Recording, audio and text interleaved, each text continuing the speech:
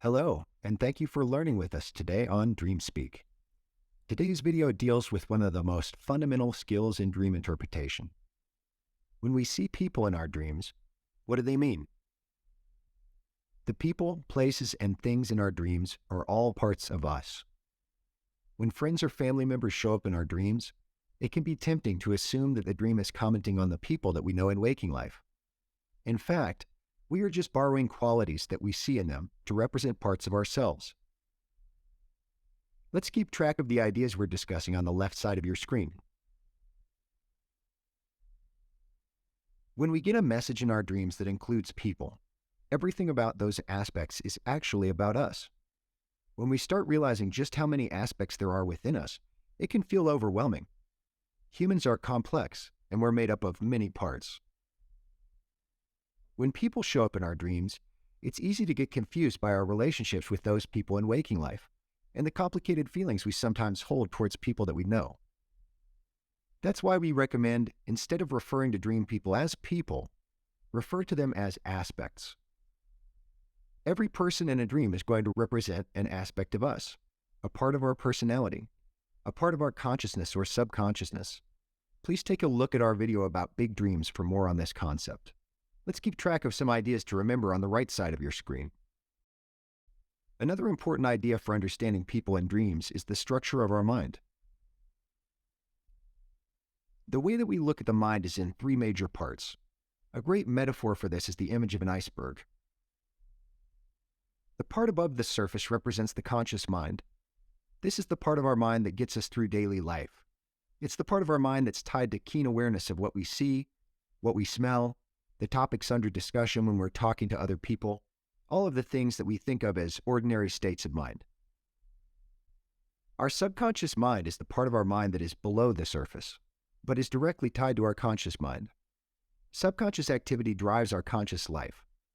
The subconscious is the creator of the patterns in our lives. It fuels our routines. We might recognize subconscious activity in the form of motivations or impulses, especially if we find them confusing. When we feel the urge to do something and we wonder, where did that come from? That's the subconscious. It's important to understand that our subconscious is actually much more powerful than our conscious mind. In spite of the fact that we are in touch with the conscious part of our mind, it's the subconscious that dream interpretation actually shows creates a great deal of the power we have in our lives. The things that drive a person to do a heroic action. The things that drive a person to feel tremendous loss and grief when they lose someone close to them. These things are rooted in the subconscious mind. The subconscious mind is a primary source of energy for our entire life, including our conscious thinking. We will deal with examples of aspects in dreams that represent parts of our subconscious later in this video. Many people are familiar with the term unconscious, and they think of the unconscious as similar to the subconscious, only hiding deeper motivations. In this system of dream interpretation, that's not quite what we mean. The term unconscious, in our sense, has more to do with confusion. It has more to do with places in our mind that we just can't reach. We can get in touch with our subconscious mind. This powerful but often concealed part of our mind has an orderly way in which it relates to our lives and relates to our thoughts, feelings, and activities. Unconsciousness is about not knowing. It's about being in a state of ignorance. It's about not understanding the places where our thoughts are coming from, not understanding the roots of certain activities and patterns that we might have the impulse to engage in. So the third part of mind is not called the unconscious. The third part of mind that we consider important to dream interpretation is called the superconscious. Now this may seem counterintuitive because super means above, and this part of our mind is actually a part that exists at the depths. The way the superconscious is linked to our consciousness and our subconsciousness is that it forms the very foundation. Superconsciousness is not any longer just a part of us. Superconsciousness is a part of mind that emerges from a worldview that we are more than just physical beings. The idea of superconsciousness is similar to the ocean floor in this visual image. The superconscious part of our mind is the ground of our being. It is the source from which all of our energy derives, whether it's subconscious or conscious. It helps us to exist. Superconsciousness is where we get the energy to accomplish the most important, meaningful things in our lives. Whether that's being courageous in a challenging situation, being present for a family member or a friend who is ill, being a parent, or achieving a long-held dream. The notion of superconscious mind implies that we don't exist in a vacuum, that we don't go it alone, and that all of us are connected in some way. The source that connects us all lies in the superconscious mind at the deepest level of ourselves, not in the subconscious. It's even deeper. The superconscious mind is vast and powerful, and it doesn't belong solely to us. It tells a bigger story. In this metaphor, if I'm an iceberg, rooted to the ocean floor somewhere in the vast blue ocean, the superconscious mind is like the rest of the world. It's what everything else depends on.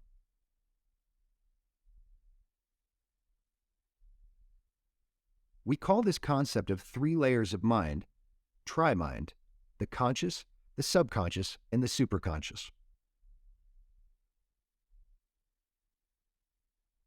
Now that we understand the concept of tri-mind, we will learn how to distinguish conscious and subconscious aspects. To do that, we will need to understand the role that gender plays in our dreams. If you're enjoying this video, please give us a like and consider subscribing to DreamSpeak. Don't forget to click the bell to be notified when we post a new dream video. Gender tells you whether an aspect is conscious or subconscious. The only exception to that is superconscious aspects, and we'll get into that a little later in this video. The best available evidence coming from the scientific community indicates that gender is not just 2 polarities. Gender exists on a spectrum. One of the things that is important about that for dream interpretation is the sense that within all of us, we have opposite gender aspects. It doesn't say anything in particular about our personal gender identity. It's just a reality. We have seen over countless dream interpretations that every man has aspects that are related to the feminine. Every woman has aspects that are related to the masculine. And it indicates that we all share a common experience of gender being more complicated than just male and female. We use a rule called the opposite gender rule to determine whether an aspect is conscious or subconscious. Superconscious aspects are determined in a way separate from gender. When the gender of an aspect matches your gender, this is going to be an aspect of your consciousness. When the gender of an aspect is opposite to yours, it's going to be an aspect of your subconscious. Since I'm male, if I see a person in a dream who is male, their gender will tell me they're an aspect of my conscious mind. For someone who identifies as female, a male in their dream would be an aspect of their subconscious mind. On the other hand, if I see a person in a dream who is female, their gender will tell me they are an aspect of my subconscious mind. For someone who identifies as female, this would be an aspect of their conscious mind. The opposite gender rule can tell us a lot about what people mean in our dreams. Let's return for a moment to the concept of gender as a spectrum. According to a recent survey by UCLA, about 0.5% of people in the United States identify as something other than male or female. When interpreting aspects in a dream, just like any other symbol or any other setting, every message in a dream has universal meaning. A glass of water has a meaning that's shared between all human beings. However, that same glass of water has a uniquely individual meaning. It might depend on the exact glass that the water is in. Maybe it was a plastic cup that somebody's step-parent gave them on their 7th birthday. That's the individual meaning of that glass of water. In the same way, gender in a dream has its universal meaning, and it has its individual meaning. The opposite gender rule applies for most people, but with members of the LGBT community, this issue is likely going to take on a different significance. Gender will have a strong individual meaning, in addition to the universal meaning. We expect that these tools can serve people with differing gender identities just as well as cisgendered people. So, to the members of that community, we are eager to learn alongside you, to include you, and teach you how to unlock the powerful messages hidden in your dreams as you share your viewpoints about gender and dreaming. Let's talk a little bit about the qualities of people in a dream. Look at these people. What do you think their qualities might be? Serenity? Joy? Determination? Regret? Identifying the qualities of an aspect in a dream is key to understanding what part of you you're receiving a message about. If the aspect has a quality of determination and their gender matches yours, then you have a quality of determination in your consciousness at this time. If the aspect has the quality of joy and their gender is opposite to yours, you have a quality of joy in your subconscious mind at this time. How can you identify the qualities of an aspect in a dream? Set yourself a goal of discovering just 3 qualities about an aspect. More than this can be tricky to remember as you interpret the other aspects and events in your dream. If it's a familiar person, that means this aspect is a familiar part of yourself. It makes identifying their qualities easier sometimes. Sometimes, however, knowing someone could be an obstacle. Interpreting dreams requires radical honesty of us because dreams never lie. So sometimes we have to admit that we have a bias or a narrow view about someone that we know. At times like these, it's helpful to remember that all aspects appearing in a dream are parts of us. In fact, we have a narrow view about a part of ourselves. People sometimes find it helpful to write these qualities down, especially if there are several aspects in your dream. So, how can you uncover the qualities of an aspect in your dreams, whether it's a familiar figure or someone that you don't know? Think of what stands out to you about this person's energy. List the words that come to mind. The emotional level of communication is helpful here. If you have more than a vague recollection of this aspect, bring them back to mind and note how their presence made you feel. Listen quietly to your emotions and try to translate that feeling into a descriptive word. This will be one of the qualities of the aspect in your dream. If you encounter a stranger in your dream, it's a part of yourself that you have little awareness of. Depending on the content of your dream, it could be to your benefit to draw closer to this part of yourself or not. But understanding is always beneficial. So take time to look at that aspect, even if you're feeling reluctant. The last thing that we'll talk about today is age. The age of an aspect will indicate how that part of you is impacting your life. If it is an adult, this aspect is playing a role in your life and probably affecting your day-to-day and influencing your decisions. If it is a child, it is learning things and developing. And at some point, whether fast or slow, because time works differently in dreams, it may begin to impact your day-to-day life. To take this to its extreme, if it's a baby, you will need to continue to focus on this aspect of yourself for some time before it will begin to play a part in your waking life. It's a new idea. If, on the other hand, the aspect is old, this could mean the aspect is providing wisdom and perspective in your daily life. Finally, if an aspect is nearing the end of its life, that means this part of you is about to change. An aspect nearing death is a common symbol for a way of thinking that we are outgrowing. Maybe one of the young aspects is growing to take its place. Now let's take a look at some real examples of aspects in dreams and come to an understanding of what they represent, including a young aspect in the form of a student. In the first dream, 2 male high school students were eating lunch at a lunch table. These are 2 aspects of my consciousness because I identify as male. These 2 parts of me are laughing and having a good time.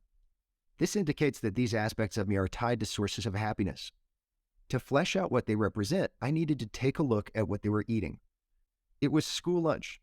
This environment tells me these aspects are focused on learning. I noticed one of the friends was eating a lot of junk food, including pieces of seaweed that he bought at 7-Eleven. Now that was a symbol that really got my attention. I don't think 7-Elevens even sell nori, but this student is eating junk food and nori, which I think of as a healthy snack. This aspect of my consciousness, while upbeat and cheerful, was diluting itself. It was using some parts of my lifestyle as a cover story to keep me thinking that I was making healthy choices, when in fact I was fueling my body in a way that was irresponsible. Food represents knowledge, and so that completed the picture for me. The nori represented a source of spiritual knowledge for me due to its personal meaning. So I realized that I was underemphasizing my spiritual practices and spending too much time just goofing around, which high school boys love to do. The next dream included my wife. Because I'm male, I know this aspect of me exists in my subconscious. My partner represents an important aspect of my subconscious. In fact, This is going to be a set of qualities that I'm working with on a daily basis, which gives me motivation and support, similar to the way that my partner does. The aspect that represents a partner may be an aspect that has been part of your life for a similar length of time as your partner has. In our case, we've been married for a number of years now, so it's a part of me that I've been working with for a long time. What does she represent? Well, in this dream, she represented a source of moral support. How did I figure that out? All I had to do was just spend a few minutes reflecting on my partner and the qualities that she represents in my waking life. Giving me unconditional support fit perfectly for this subconscious aspect. Here's an interesting one. I had a dream that included a child actor that's very familiar to many of us. He had grown into an adult, and he was an aspect of my consciousness since he was male. Essentially, what I unlocked using his qualities was the belief that he felt he had peaked during his childhood when he was acting in Hollywood in big-budget movies. Whether this assessment was fair to this actual human being, I'll never know. That's just my perception. That's the difference between a real person and a part of ourselves in a dream that we're trying to understand. So the message to me from looking at this adult version of a child actor was that I was dwelling on the past too much. In the next dream, there was a student that I had had a very bad relationship with. I'm a school teacher, and I had a really tough year with this kid, but it was already in the past. This is an aspect of my consciousness that's focused on learning, but it's still developing. As it was a middle school student, this aspect still has a long time to go before becoming an adult, before becoming a productive and contributing part of my day-to-day life. In waking life, I had thought this kid was growing in the wrong direction. But in my dream, this student was compassionately washing other people's feet in a basin.